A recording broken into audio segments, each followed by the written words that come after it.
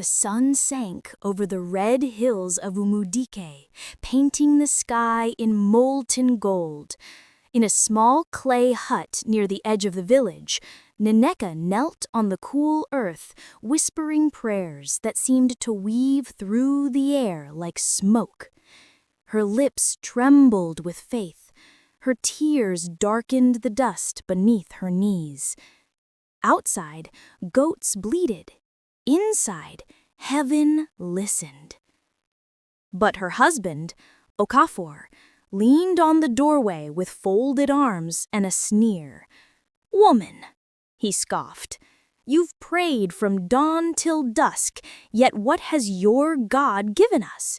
Empty pots and tired knees." His laughter filled the air like thunder mocking rain. Every evening, the villagers heard Nneka's voice rising from her hut, singing ancient hymns that only elders still remembered.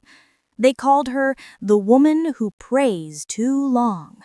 And Okafor, proud hunter, laughed the loudest. "Let her pray. When hunger comes, I'll eat my faith raw."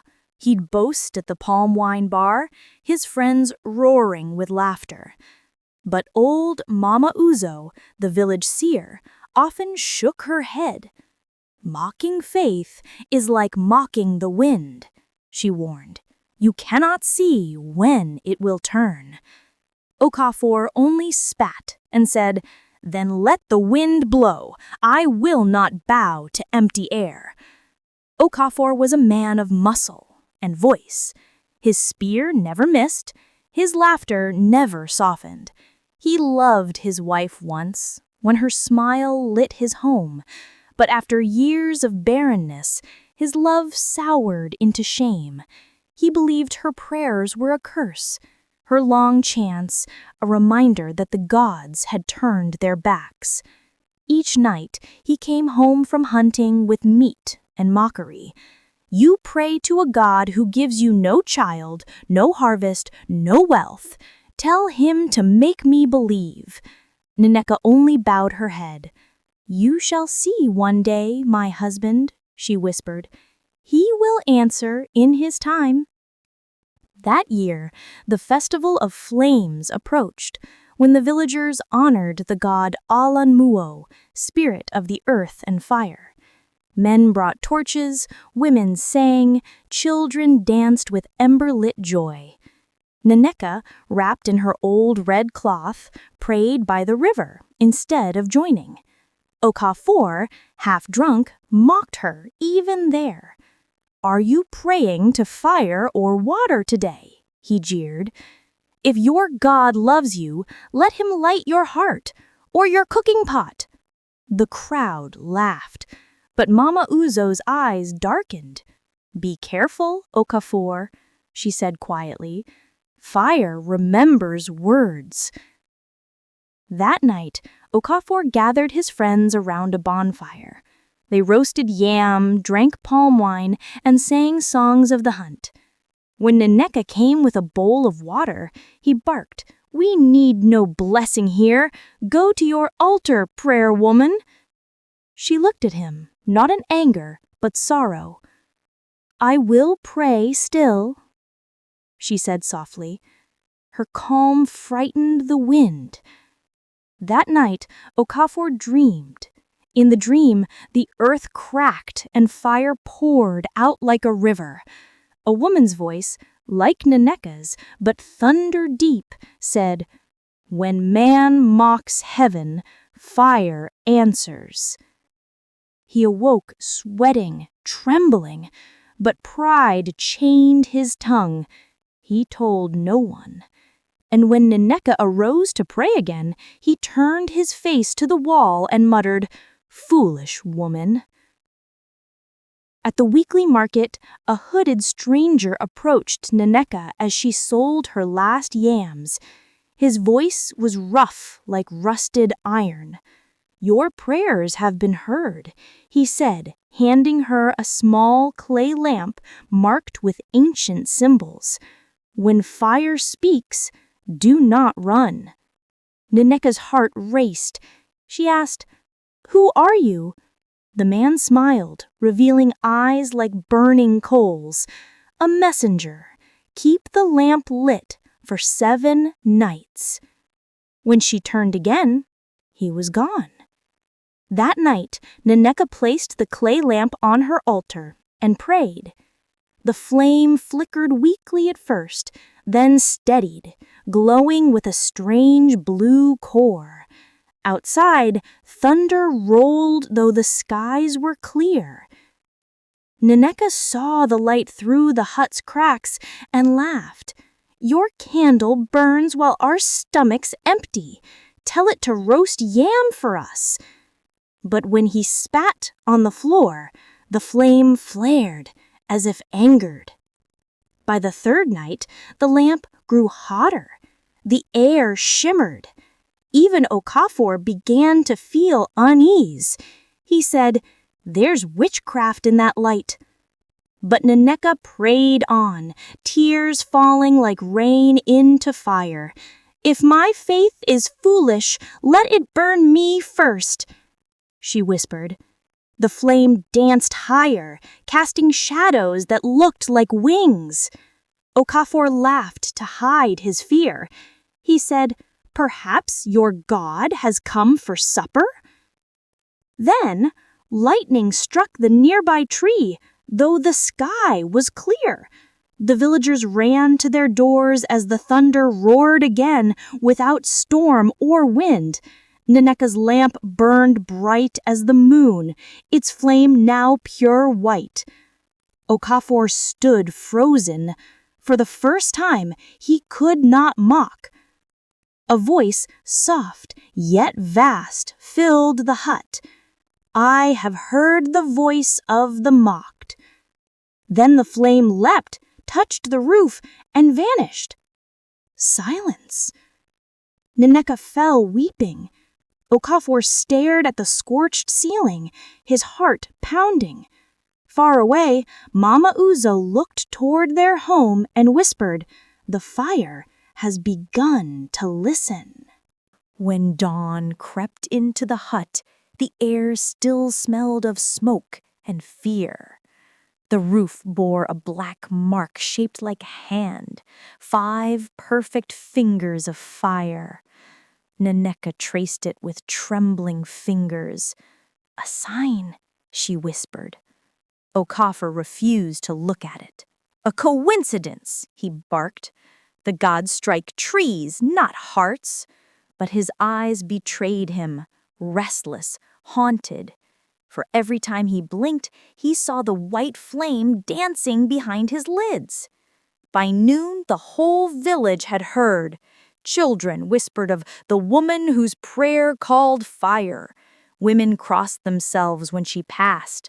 Some bowed in fear, others in awe. Mama Uzo arrived at the hut, her staff thudding against the earth. "Did you mock her again, Okafor?" she asked. He scowled.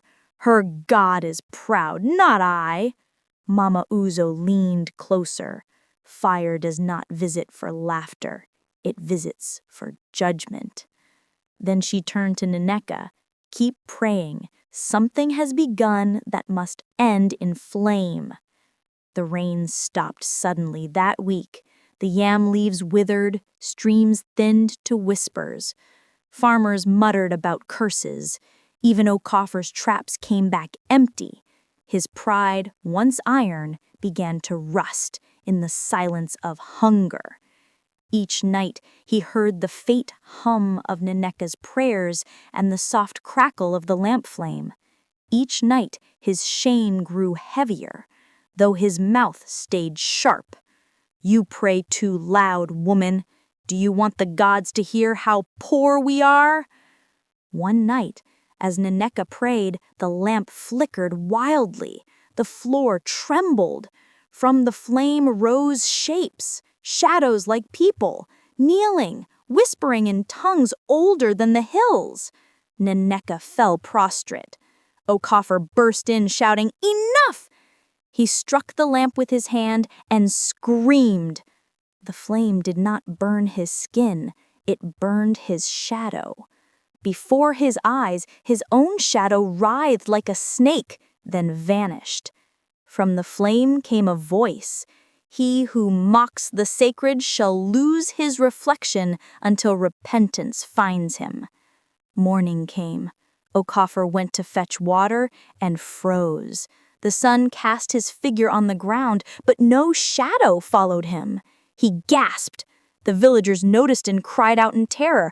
"A cursed man!" they screamed. He ran home, wild-eyed.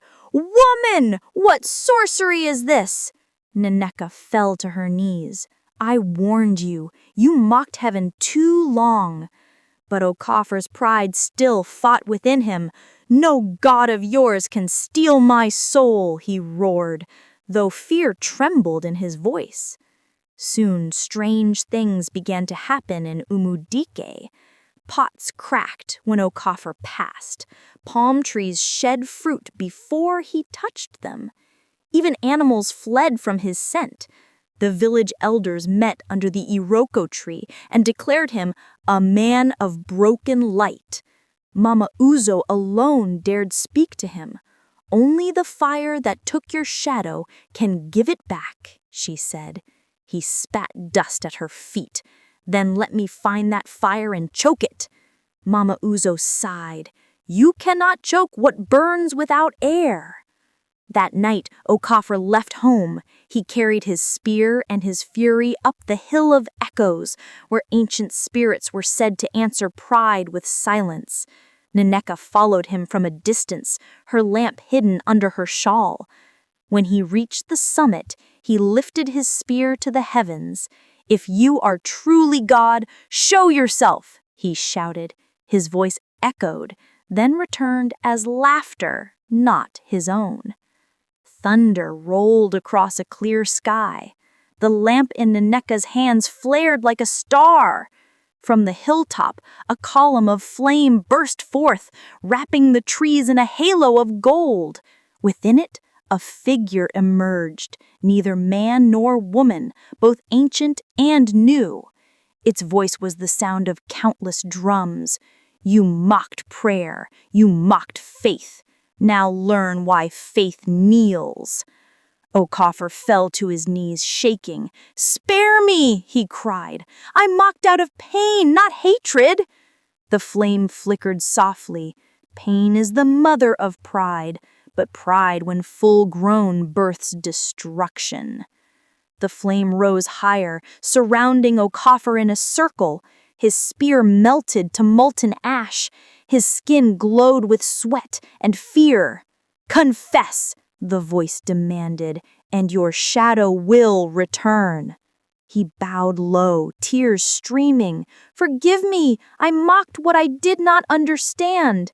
Behind him, Nneka whispered prayers of mercy, her voice trembling like reeds in wind. Then the flame dimmed, and a faint outline of a shadow appeared behind him, still incomplete. When the flame vanished, the hill fell silent. Okafor staggered down, weak, his shadow half-formed like torn cloth. Nneka ran to him and held him as he wept. "I have seen the face of fire," he murmured. "It burned my pride, not my flesh." She smiled faintly. "Then let it finish its work." Far behind them, on the hill, the last ember of the divine flame pulsed, once, twice, as if waiting for the final act. When Nneka and Okafor descended from the Hill of Echoes, dawn painted the village gold again, but Umudike no longer felt the same. People fell silent when they saw them. Mothers drew children close. Elders whispered. Okafor's half-shadow stretched awkwardly behind him, flickering like smoke. Shame weighed heavier than his spear ever did. Nneka walked beside him, her clay lamp now dim, yet still warm. "Do not fear them," she said. "Fear only the heart that refuses to change." At first, the villagers avoided their hut. No one traded, no one spoke. Even friends from the palm wine gatherings turned away. Rumors spread that Nneka had married a spirit and now bore the mark of fire. One night, when they went to the stream for water, someone threw stones. "Keep your fire to yourself, woman!" they cried. Okafor stepped forward to defend her, but Nneka raised her hand. "Peace," she whispered. "The fire that saved us will defend us still." And in that moment, the stones that were thrown turned to ash mid-air. That night, Nneka dreamed again of the stranger with ember eyes. "7 nights remain," he said. "Keep the lamp burning, and the shadow of your husband will be tested by his own heart." When she awoke, the flame burned brighter than before, blue and gold, whispering softly like a voice between worlds. She touched Okafor's cheek. "It is not over," she said. He sighed. "Then let it end quickly, before the village burns." The elders called Nneka and Okafor before the great tree. "We must know what you've brought upon us," said Elder Nwosu, his beard white as smoke. "Drought, cracked earth, silent gods, all since your fire appeared." Nneka bowed low. "I brought no curse. I only prayed too long." The elders murmured, uneasy, but Mama Uzo stepped forward. "It is not a curse," she said. "It is a cleansing." Then she pointed at Okafor. "But cleansing burns hardest where pride still hides." That night, Okafor stood outside their hut. The moon was full, casting long, silver light. His half-shadow wavered, then began to move on its own. It turned toward him, eyes hollow but glowing. "Why do you still doubt?" it whispered. He stumbled back. "You are not real." The shadow smiled bitterly. "I am what you refuse to face." Then it stepped into him, and he screamed. For 3 nights, Okafor burned with fever. His body shook as if caught between 2 worlds. Nneka prayed endlessly by his side, her lamp flame flickering between white and crimson. On the 4th night, he awoke with eyes glowing faintly gold. "The fire speaks through me," he said, in a voice not his own. "There is one more thing to surrender." Nika's heart pounded. "What thing?" The fire replied, "Your pain. Forgiveness is the final flame." When dawn came, Okafor called the village together. He stood beneath the Iroko tree, his voice trembling. "I mocked my wife's faith," he began. "I mocked her prayers, her hope, her heart. I thought her foolish for believing what I could not see." Silence gripped the crowd. But the fire showed me that blindness lives not in the eyes, but in the soul. As he knelt, tears fell onto the earth, and where they landed, small sparks flickered, like tiny, forgiving flames. Moments after his confession, clouds gathered above Umudike. A wind rose carrying the scent of wet earth. Then rain. Heavy, cleansing, glorious rain. The villagers screamed with joy, dancing, weeping. The fire curse was gone. But Nneka stood apart, her lamp in hand, smiling through tears. The flame within her lamp dimmed slowly, as if bowing. "He has heard us," she whispered. That night, as thunder rolled softly in the distance, the stranger returned, standing by their doorway, dry beneath the rain. "You have completed 6 nights," he said, "but 1 remains." Nneka bowed. What must I do?" He looked at Okafor. "The final fire must not burn to punish, but to bless. When dawn comes, light the lamp at the village square." Then he vanished into the rain, leaving behind only the scent of lightning. At dawn, Nneka lit the lamp in the center of Umudike. Villagers gathered, cautious but curious. The flame grew tall, its light soft and golden, wrapping everyone in warmth. From within it came no words, no thunder, only peace. The fire spread, not to burn, but to heal. The sick rose, the barren conceived, the cursed were freed. And when it was done, the flame turned into a bird of pure light and flew toward the rising sun. Okafor fell to his knees beside Nneka. "Your prayers were never too long," he whispered. "I was too deaf to hear them." She smiled. Now heaven has spoken through fire and through love. The dawn after the firebird rose, Umudike awoke to wonder. The blind saw, the barren sung lullabies, the fields, once dry, shimmered green under soft sunlight. It was as if heaven had planted new roots in the soil. Children ran through the streets shouting, "The fire of Nneka has blessed us!" Elders nodded, whispering that the gods had chosen her. But as she stood among the joy, Nneka's heart trembled. Blessings, she thought, often carry seeds of testing. Within weeks, the villagers built a small shrine at the center of Umudike, where Nneka's lamp had last burned. They called it Ulo Oku, House of Fire. They brought offerings of yam, oil, and fowl. At first, Nneka begged them to stop.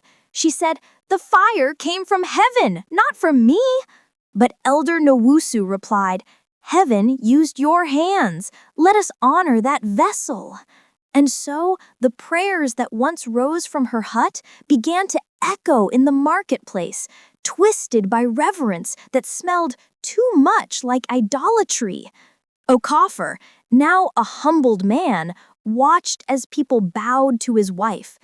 "They call you a goddess," he murmured uneasily. "I am a woman who knelt too long, nothing more." But deep inside, a shadow stirred in him, not pride this time, but fear, for he saw how easily men forgot the lessons of fire. One evening, he caught young boys chanting her name beside the shrine. He raised his voice in anger. "You worship what you do not understand. Fire blesses, yes, but it also consumes." As if summoned by his words, the ember-eyed stranger appeared again one night, standing by their doorway as always. "You have seen what happens when the divine touches dust," he said. "Man forgets the giver and bows to the gift." Nneka lowered her gaze. "What must I do?" "Let the flames sleep," he said. "Bury the lamp before their hunger devours them."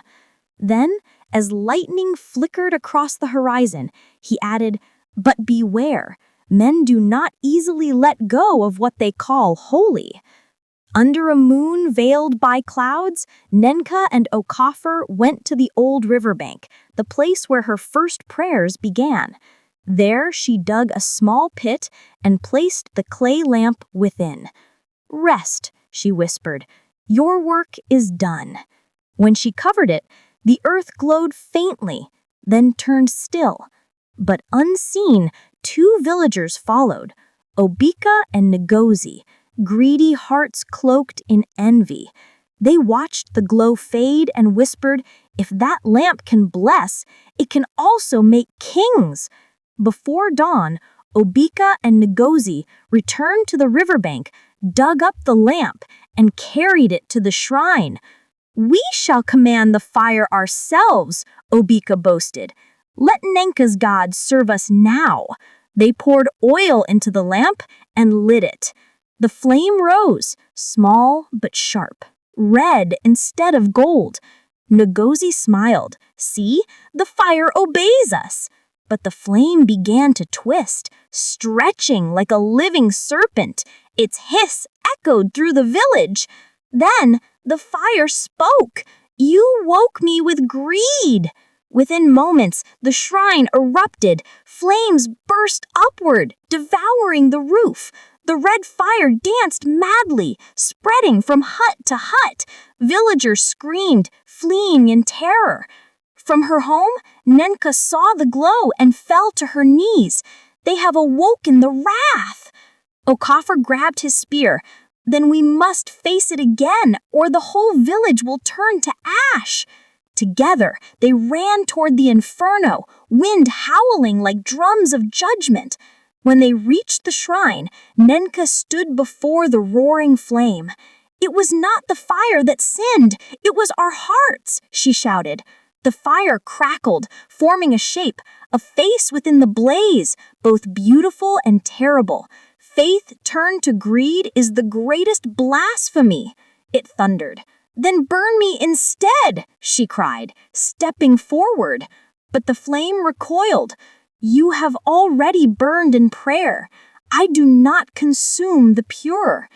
Okafor raised his hands. O fire that listens, forgive our foolishness, spare our children. At his words, thunder rolled, and rain fell again, fierce and sudden. The flames hissed, the shrine collapsed, and steam rose like incense. When the rain ceased, only the charred lamp remained, cracked, lifeless, yet strangely peaceful. Nneka touched it gently. Let it sleep forever this time. The next morning, Umudike stood drenched and humbled once more. The shrine was gone, replaced by wet ash. The villagers gathered, ashamed before Nneka and Okafor. She spoke softly. Heaven does not dwell in clay, but in hearts that remember. Mama Uzo nodded. The gods watch men, and men must learn to watch themselves. From that day, no one built another shrine. Instead, at sunset, the people prayed quietly in their homes, not for fire to answer, but for peace to remain. Years passed after the fire. Umudike grew fertile again, the harvests overflowed, and laughter returned. Nneka and Okafor lived in peace, older, humbler, and deeply in love. At dawn, they still prayed together, their voices soft as the wind that once carried fire. But the world has ears. Travelers who passed through told tales of a woman whose prayers called fire, who silenced storms, who spoke with gods. And so, the myth of the fire woman of Umudike began to spread beyond the hills. One evening, two strangers arrived, merchants from Okafor Kingdom, their robes embroidered with gold. They bowed before Nneka's hut, bearing gifts. We have traveled 3 moons, one said. Our queen is dying. The priests say only the woman who prays with fire can save her. Nneka shook her head gently. I am no healer. I am only a servant. But Okafor saw the desperation in their eyes. If heaven wills, perhaps the fire will listen again, he murmured. And so, against her heart's warning, they agreed to go. The path to Okafor was long and treacherous. Forests whispered ancient names. Rivers glowed faintly at night, as if remembering the fire. Along the way, people recognized Nneka and knelt. Pray for us, fire woman, they begged. Each time she answered the same. Pray for yourselves, the bods hear every heart. But the further they traveled, the heavier her lamp felt in her bag. as though the fire inside it stirred restlessly, sensing the call of fate. The palace of Okafor rose like a mountain of carved stone. Within, the queen lay pale as moonlight, her body trembling from an unseen curse. The priests chanted without pause, their eyes hollow with failure. When Nneka entered, the torches flickered. "She carries the old flame," one priest whispered. The queen's weak eyes opened and said, "Are you the one who spoke with fire?" Nneka said, "I spoke, but it was not I who answered." That night, Nneka knelt beside the queen's bed, clutching her clay lamp.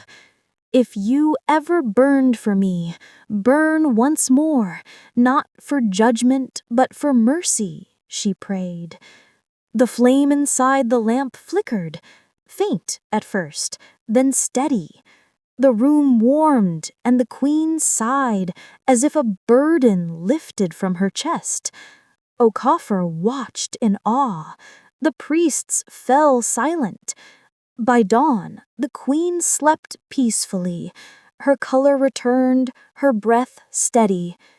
"Your God has healed me," she whispered upon waking. But Nneka knew something had been traded. That night, as Nneka slept, the stranger with ember eyes appeared once more, this time at the foot of her bed. "You called me again," he said. "Each prayer opens a door, each miracle demands a cost." Nneka sat up, trembling. "Whose cost?" He smiled sadly. "Yours." When she awoke, her hands were cold as ash, and her reflection in the basin shimmered faintly, as if fading. Grateful beyond measure, the queen showered Nneka and Okafor with gold, silk, and servants. "Stay in Okafor," she pleaded. "Be our royal prophetess. Let the flame guide our kingdom." But Nneka refused. The fire does not serve crowns. It serves truth. The priests muttered in anger. "A woman refuses a queen," one hissed. Okafor bowed deeply. "We came as servants, not rulers." And so they left with only what they brought, but behind them, envy began to smolder like dry grass. The priests of Okafor, humiliated, whispered dark words.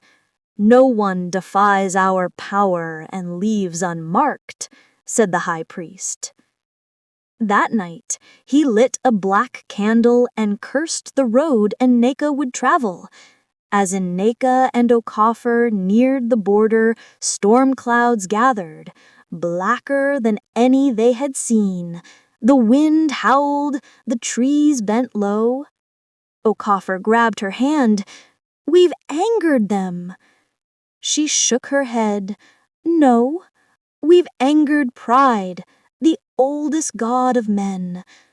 The storm struck with fury. Thunder roared like drums of war. Lightning flashed, and from the wind came shapes, dark and whispering, the same shadows that once haunted Okafor. "You escaped the fire," they hissed, "but can you escape the ashes?" Nneka raised her lamp, its flame barely alive. "If heaven still listens, protect us," she cried. The light flared, white, pure, defiant. The shadows screamed and vanished. But when the storm cleared, the lamp's flame had gone out completely. At dawn, they reached the hill overlooking Umudike. The village lay peaceful in the morning mist. Nneka stopped, holding the cold lamp to her chest. "It is finished," she whispered. Okafor turned to her. "Then let us live quietly. No more miracles, no more fire. She smiled faintly, tears in her eyes.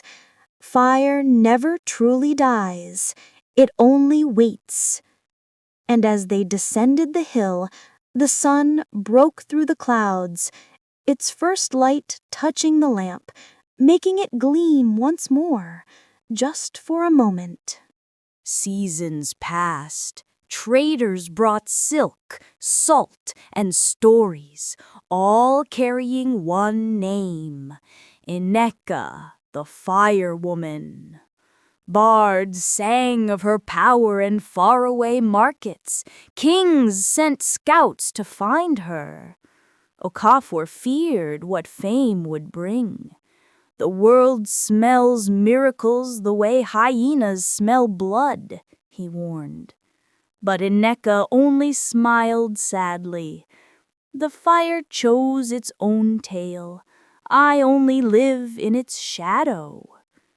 From the east rode King Obidiegwu, lord of the Erie lands, a warrior draped in lion skins, his eyes as sharp as a hawk's. He came with soldiers, drums, and arrogance. "I have heard," he declared before the villagers, "that a woman here commands heaven's flame. I have come to claim her for my kingdom." Nneka bowed politely. "I command nothing. The flame obeys only truth." The king laughed, cold and proud. "Then let truth serve my throne." Okafor stepped forward. "You cannot own what is divine," he said. The king's guards raised their spears. "Silence, hunter," one hissed. Nneka held her husband's arm. "Let him speak his will. The fire answers pride faster than I can." The king smirked. "Then let your fire light my palace, or I will light this village myself." A murmur rippled through Umudike. The air grew tense, heavy, waiting. That night, old Mama Uzo visited their hut, her eyes deep as the forest.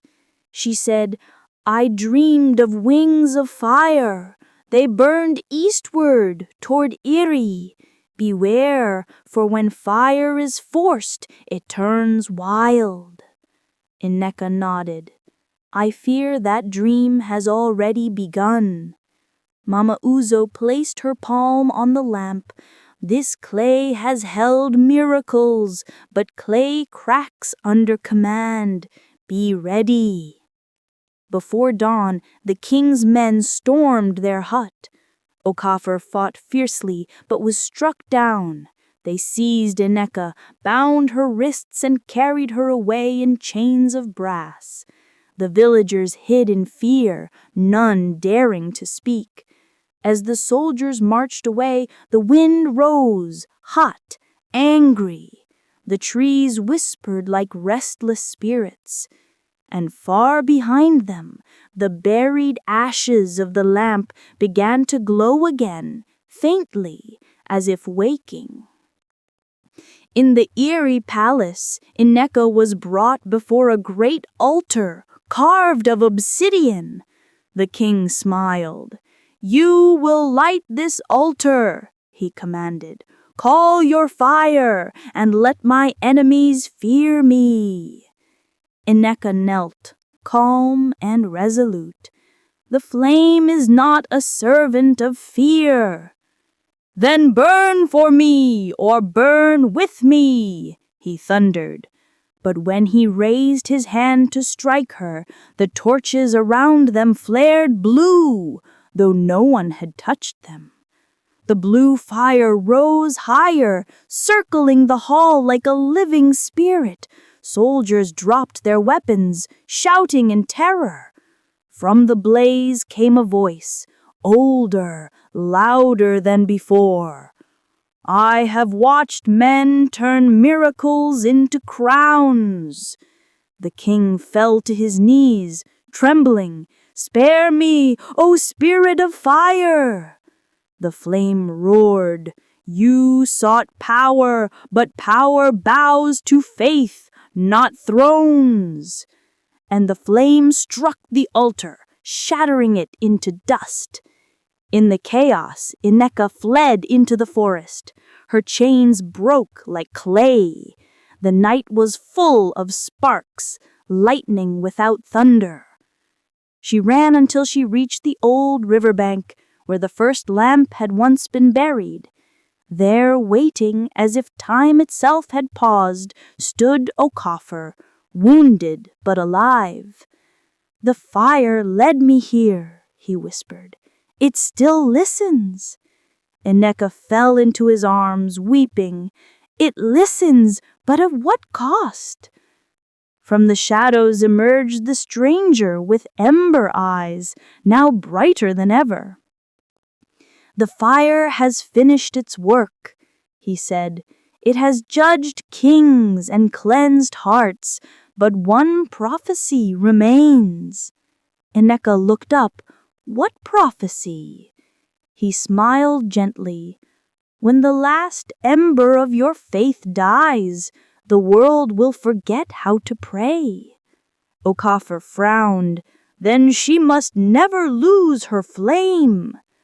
The stranger's eyes dimmed. "Faith is not eternal unless it is shared." At dawn, Nneka gathered the children of Umudike by the riverbank. She lit a small fire, teaching them to pray, not for miracles, but for mercy. "The flame is not mine," she told them. "It lives in any heart that believes even when mocked." As she spoke, the flame spread from her hand to theirs, soft, golden, harmless. And when she looked back toward the hills, she saw the ember-eyed stranger vanish into morning light. For the first time in years, she felt peace, not because the fire answered her, but because it lived on in others. Decades passed, the world turned, kings rose and fell, yet Umudike remained untouched, a small village with a legend whispered at night.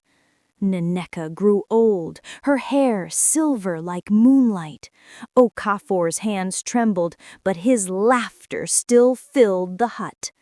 They had no riches, no power, only peace, and still every dawn, Nneka prayed, though now her voice was faint as wind in grass. But unseen to all, each word left her lips as sparks that drifted into the sky. One evening, riders from distant lands arrived again. Their banners bore symbols unknown to Umudike, new empires, new gods. "We have heard," said their leader, "of an old woman who once spoke to fire. We seek her blessing." Nneka smiled. "Blessings are not mine to give, but sit and listen to the tale of how I once mocked silence." They listened deep into the night as she recounted her journey, every pain, every miracle, the laughter, the fire, the cost. When she finished, even the night itself seemed to hold its breath. Among the travelers was a small boy with curious eyes. While others slept, he sat near Nneka's dying lamp. "Grandmother," he whispered, "why do you still pray if the world has changed?" She smiled, weary but radiant. "Because faith doesn't change the world, child. It changes the heart that dares to hold it." He leaned closer. "Can I pray too?" "Of course," she said, handing him the lamp. "Just promise to keep the flame kind." Soon after, Nneka fell ill. The villagers gathered in mourning. Even the sky seemed to darken. Okafor stayed by her side, holding her frail hand. "Rest now," he whispered. You've done enough for heaven and earth." She shook her head gently. "The fire, it's moving. It seeks another heart." Her eyes fluttered open, bright one last time. "Promise me, Okafor, when they mock the faithful, remind them I was mocked too." And with a final breath, her hand went still. They buried Nneka beneath the same hill where the fire once fell. The entire village gathered, every face lit by small lamps. Mama Uzo's descendants led the chant, "May her fire guide the lost, may her prayer guard the humble." When the final shovel of earth fell, thunder rumbled in the distance, not in wrath, but in reverence. And for the first time in generations, rain fell soft as blessing. After the burial, Okafor sat by her grave through the night. Rain drenched his clothes, but he didn't move. In his hands was her old clay lamp, broken, cold. But as dawn broke, the first ray of sunlight pierced the clouds, striking the lamp. For a moment he saw her reflection in the puddle beside it, smiling. The flame flickered once, then went out forever. Okafor whispered, "Rest well, my fire." Years turned into generations. The boy who once listened to Nneka's story grew into a man, a traveler, a teacher, a storyteller. He carried her tale across kingdoms, across seas, and wherever he went, people repeated her name. Some called her a saint, others a witch, but all agreed on one thing. When she prayed, the heavens listened. Centuries later, in the ruins of old Umudike, a small shrine stood where her grave once lay. Pilgrims came from far and wide, lighting candles, leaving prayers written on leaves. A carving on stone read, "She who was mocked for praying too long, until her prayer answered with fire." And on quiet nights, when the wind passed through the trees, some swore they could still hear her whisper, "Pray, even when the world laughs." In one distant land, a child born under a crimson moon lit a candle during a storm, and though rain poured, the flame did not die. His mother gasped, "Where did you learn that prayer?" The child smiled. "An old woman told me in a dream. She said her name was Nneka." And thus the fire spread, unseen, gentle, eternal, moving from heart to heart, across time and faith and fear. Ages later, the story became legend, the legend became myth, and the myth became faith. In every village where a woman kneels to pray despite laughter, in every heart that refuses to surrender hope when mocked, in every spark that leaps from a dying ember, Nneka lives. Her prayer burns still, unseen but unending, a whisper against the darkness, a fire that will never die. She was mocked for praying too long, until her prayer answered with fire, and that fire became the world's light.